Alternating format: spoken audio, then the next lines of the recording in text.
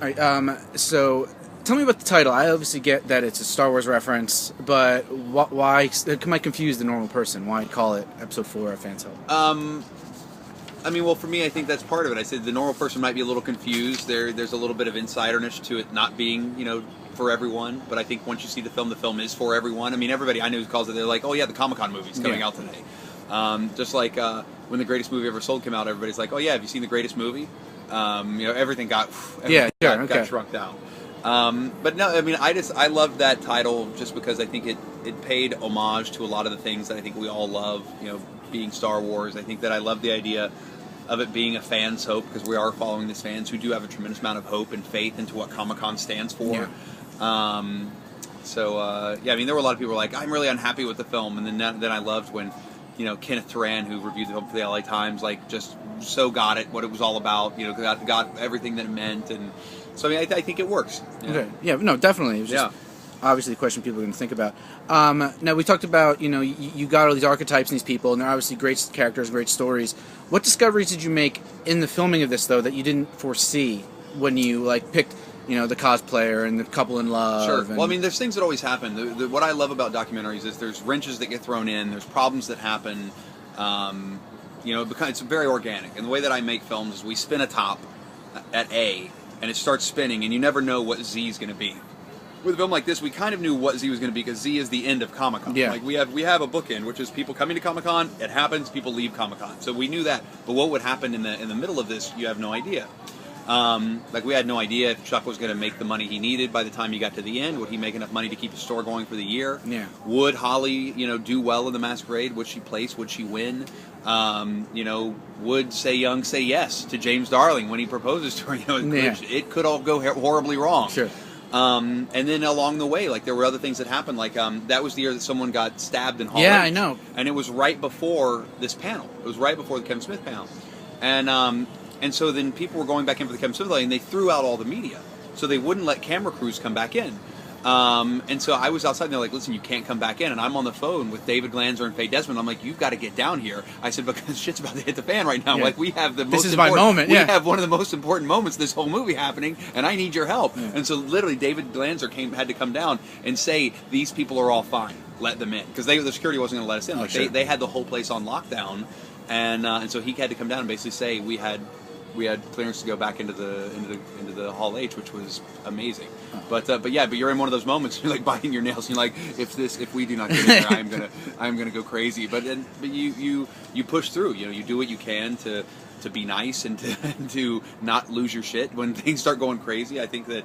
It's easy to get freaked out when things go wrong. But I mean, if this is my first movie, I'd have been so much more stressed out. But luckily, you learn along the way of making films what is within your control. And that's the only thing you can really freak out about is what can I actually have an impact on? And then you realize there's things that I have no control over whatsoever. So, the security throwing us out, I have the ability to try and fix that and get us back in.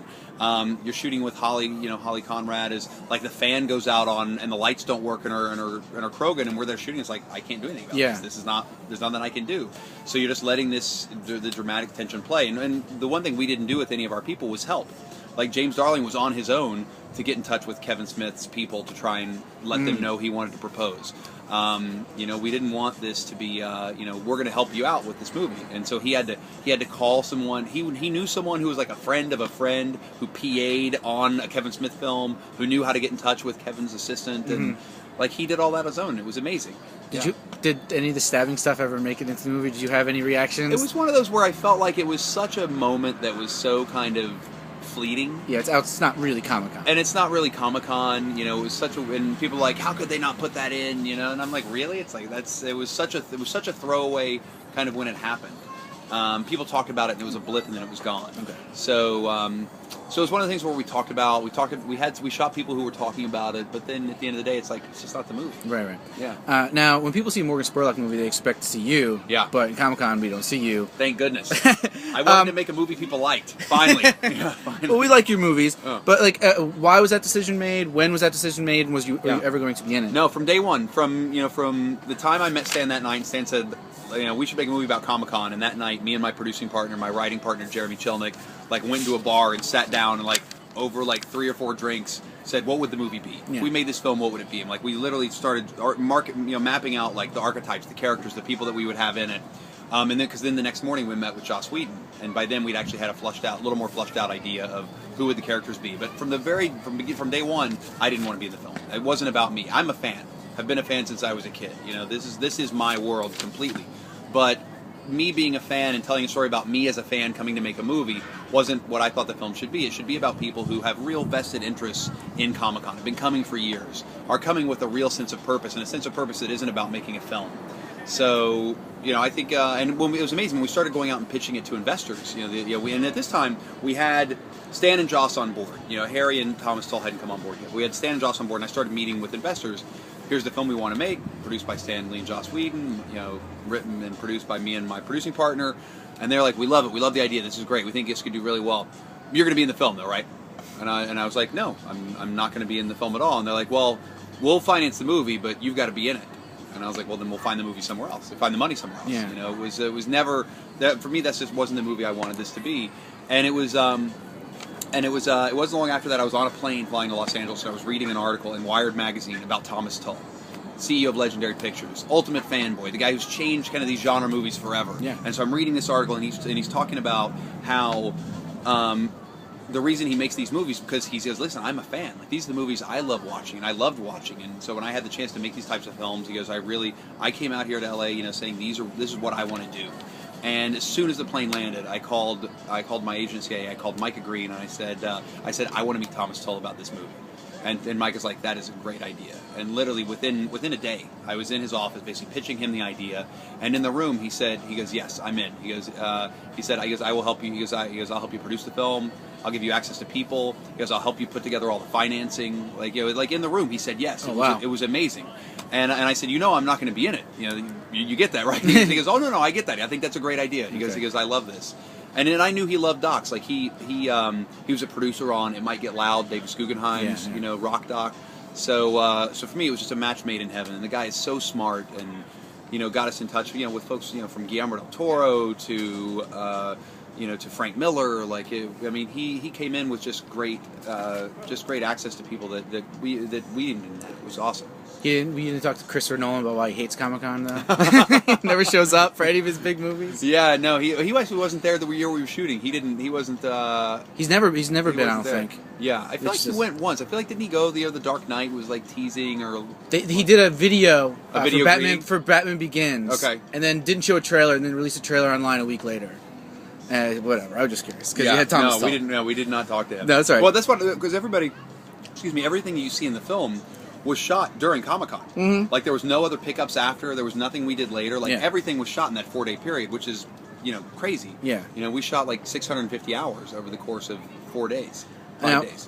One of the things I'm excited about. I mean, obviously the movie is coming out today, Friday, and then platforming. But you guys are doing this tour with it too.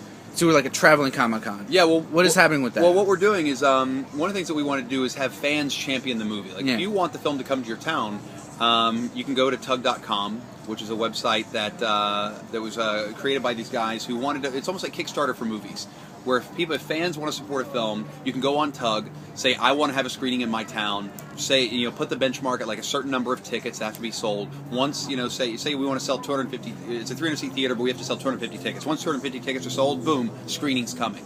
And and some of the people who are sponsoring screenings, they're putting it together where people wear costumes to there. Like there'll be comic book vendors are going to be part of this. It's the people who are getting involved in this it's a cool thing, and I think it is a way to get people really involved in the release of your film in a way that isn't just a passive experience. Okay. Yeah. And we always curious about the DVD. Like, what kind of extra stuff we're going to see in there? We get more of my favorite character, the toy collector, because that guy rules. Well, the amazing thing about Anthony, that there is a bit about Anthony. What you don't see in his Room of Doom is what he does is he makes these things. Oh, what does he call them? They're not called specials. I think they're called customs. Customs. He makes customs, but he calls them something else. He makes customs something else, but he basically rips apart action figures, rebuilds them together, and makes his own action figures and sculpts heads. Like the guy's a brilliant sculptor. And so you see him making some of his own action figures in the DVD because the guy is a super talented artist. And like people, you can go to his website, you can order action figures from him, you can send him a picture of your friend, and he'll make an action figure like of your friend, which is the greatest gift ever to give someone, is like giving them their own action figure. Yeah. But yeah, there'll be more of Anthony because he's a great character. The extended interviews, like everybody that you see interviewed in the film, from Kevin Smith to Seth Rogen to Olivia Wilde to Kenneth Branagh, like every single one of those interviews, it's probably about 20 minutes long, 25 minutes. And so, there's just so many of those that are extended, on the DVD. The proposal was that there was so much more of that we weren't able to put in. It was just the banter back and forth between Kevin and James even before he asked the question, which was great. So there's a lot more that's going to be on there. And one of the things we're doing is with our distribution partner, with NECA Toys, is we're creating a special edition DVD. So there'll be a DVD that you can also buy that has limited edition action figures. Awesome. So there'll be action figures. So you'll be able to get Stan Lee, Joss Whedon, Harry Knowles, and which I'm very excited about having action figure myself as like collectibles as part of the DVD. That's awesome. Yeah. Right.